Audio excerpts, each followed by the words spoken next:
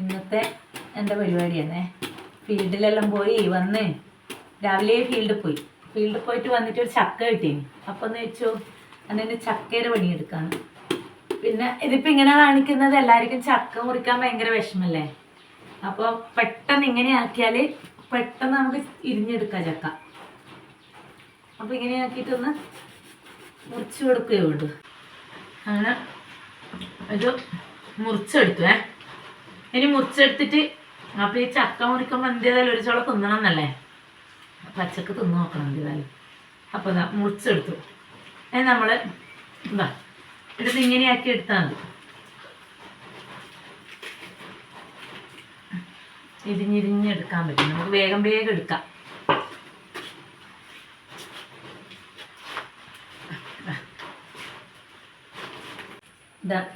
ഇതിപ്പോൾ നമ്മളിങ്ങനെ ആക്കി വെച്ചു.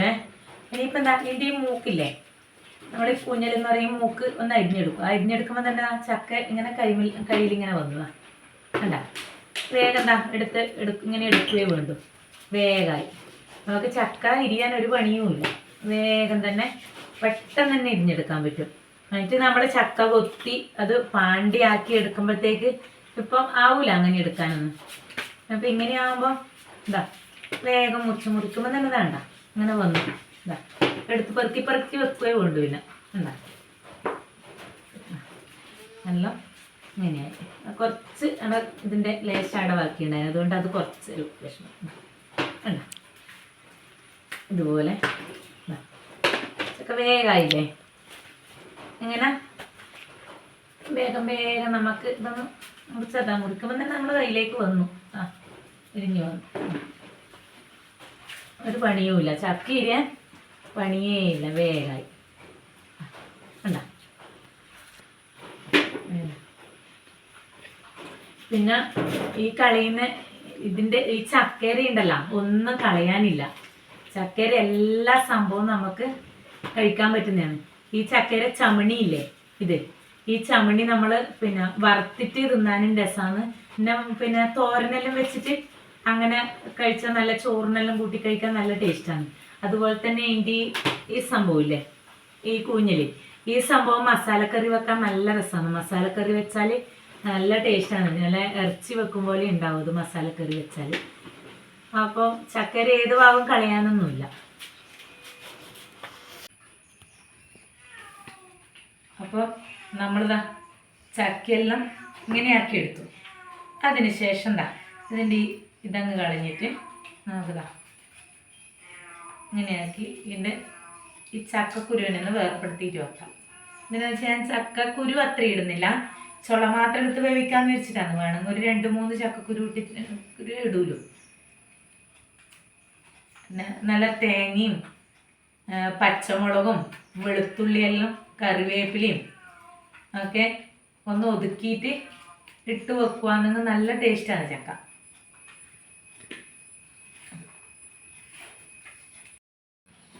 അങ്ങനെയെല്ലാം എങ്ങനെയാക്കിയിട്ടു ഉണ്ടോ, ഇതുപോലെ ആക്കിയിട്ടു. ഇനി ഇത് നമുക്കിങ്ങനെ ചെറുങ്ങനെയായിട്ട് അരിഞ്ഞെടുക്കാം. ഇങ്ങനെ അരിയുക.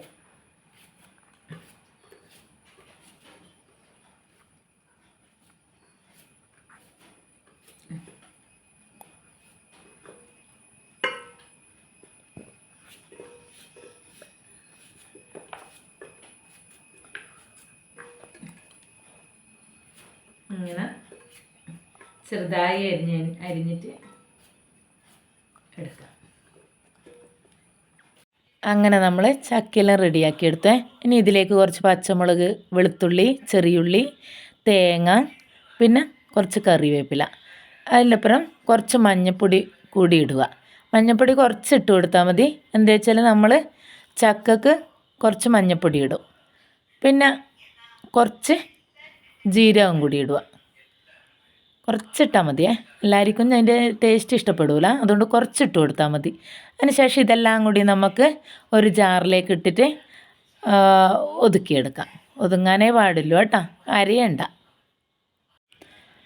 ഇനി ഇതെല്ലാം നമുക്കിതാ ഈ മിക്സിയിലേക്ക് ഇട്ട് കൊടുക്കാം. പച്ചമുളക്, വെളുത്തുള്ളി, ഇനി ഇതാ ചെറിയുള്ളി, ഇതാ ജീരകം, പിന്നെ തേങ്ങ എല്ലാം കൂടി മിക്സിയിലേക്ക് ഇട്ട് കൊടുക്കുക. ഇനി ഇതെല്ലാം കൂടി നമുക്കൊന്ന് ഒതുങ്ങിയാൽ മതി. അധികം ഒരുപാട് സമയം ഒന്ന് അരച്ചെടുക്കുകയൊന്നും വേണ്ട. കുറച്ച് വെള്ളവും കൂടി ഒഴിച്ചിട്ട് ഒന്ന് നമുക്കിതിൻ്റെ കണക്കിനൊന്ന് അരച്ചെടുക്കാം, ഒതുക്കിയെടുക്കാം. അങ്ങനെ കുറച്ച് കറിവേപ്പിലയും കൂടി ഇട്ട് കൊടുക്കുക. കുറച്ച് മതിയേ. നമ്മൾ ചക്കയിലും കുറച്ച് കറിവേപ്പില ഇട്ട് കൊടുക്കുന്നുണ്ട്. ഇത് വറവാക്കുമ്പം അതിൻ്റെ അകത്ത് കറിവേപ്പില ഇടും. ഇതൊന്ന് ഒതുങ്ങിയ ടേസ്റ്റ് ഒന്ന് വരാൻ വേണ്ടിയിട്ടാണ് കുറച്ച് കറിവേപ്പില ഇടുന്നത്. അങ്ങനെ നമ്മൾ അരപ്പ് ഇവിടെ അരച്ചെടുത്തിട്ടിടാം. നല്ലോണം ഒന്നും മുതിഞ്ഞിട്ടില്ല കേട്ടോ, അതൊന്ന് ഒതുങ്ങി എടുത്തിട്ടേ ഉള്ളൂ. പിന്നെ ഇതിലേക്ക് നല്ലോണം വെളുത്തുള്ളി കൂട്ടിയാൽ നല്ലതാണ്. ചില ആൾക്ക് ഈ ഗ്യാസിൻ്റെ പ്രശ്നം ഉള്ളതുകൊണ്ട് വെളുത്തുള്ളി നല്ലോണം ചേർത്താൽ നല്ലതാണ്. പിന്നെ ഇനി ഇതിലേക്ക് ചക്കയിലേക്ക് ഞങ്ങൾക്ക് കുറച്ച് മഞ്ഞൾപ്പൊടി ഇട്ട് കൊടുക്കുക. അതിന് കുറച്ചേ ഇട്ടിട്ട്, അപ്പം ചക്കക്ക് ലേശം കൂടി എന്നാലേ കളർ ഉണ്ടാവുള്ളൂ. അപ്പോൾ കുറച്ചും കൂടി ചക്കയിലേക്ക് മഞ്ഞൾപ്പൊടി ഇട്ട് കൊടുക്കുക. പിന്നെ ഇത് അരപ്പും കൂടി അതിലേക്ക് ചേർത്ത് കൊടുക്കുന്നുണ്ട്. ഇനി ഇതിലേക്ക് നമുക്ക് ആവശ്യത്തിനുള്ള ഉപ്പ് ചേർത്ത് കൊടുക്കുക. ഇനി ഇതിലേക്ക് വേണ്ട വെള്ളം കുറച്ച് എടുത്താൽ മതി. ഇപ്പം മഴക്കാലല്ലേ, അപ്പം കുറച്ചേ വെള്ളം ഒഴിക്കണ്ടോ എന്ന് വെച്ചാൽ നമ്മളിതിലേക്ക് കുരുവൊന്നും ചേർത്തിട്ടില്ല. കുരു ചേർക്കാണ്ടാണ് ഇന്നാക്കുന്നത്. അങ്ങനെ നമ്മളെ ചക്ക വെന്തിട്ടുണ്ട്. നമുക്കൊന്ന് തുറന്നു നോക്കാം. ചക്ക വെന്തു.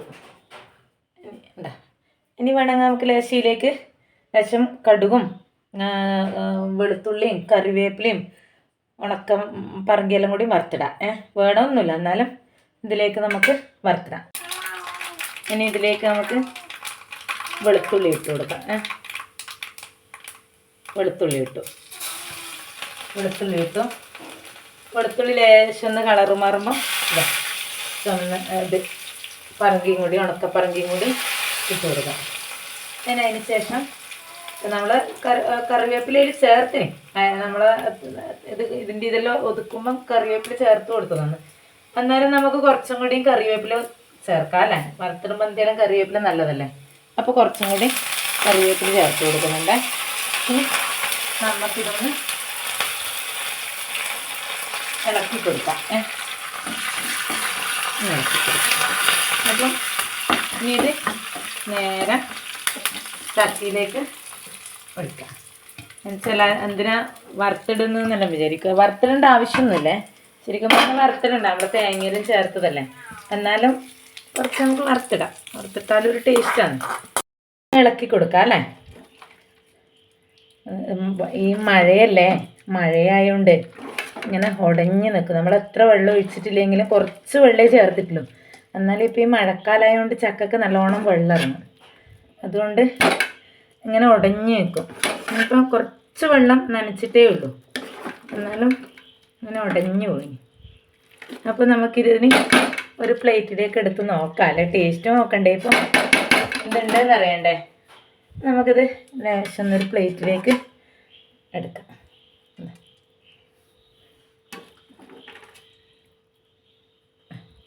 പ്ലേറ്റിലേക്ക് എടുത്തു. നമുക്കുണ്ടല്ലോ ഇത് മോനേട്ടനോട് ചോദിച്ചു നോക്കട്ടെ എന്തുണ്ട്, ടേസ്റ്റ് ഉണ്ടോയെന്ന്. മോനേട്ടനോട് ചോദിച്ചു നോക്കാം. എന്നിട്ടാകുമ്പോൾ അഭിപ്രായം പറയാം. ഇത് ടേസ്റ്റ് ചെയ്ത് നോക്കട്ടെ എന്തുണ്ട്. ടേസ്റ്റ് ചെയ്ത് നോക്കുക. നോക്കിയാട്ടെ, ചെറിയൊരു പുളിപ്പുണ്ട്. ഇതല്ലേ നോക്കിക്കട്ടെ. തണിഞ്ഞില്ലേ, ചൂടാണ് നോക്ക. രസമുണ്ടാ? സത്യം അറിയാത്തേ തിന്ന് നോക്കട്ടല്ലേ, മനസ്സിലാവുക. എന്തുണ്ട്? സൂപ്പറായി. അപ്പത്തേ കിടന്നേ. അതെയാ?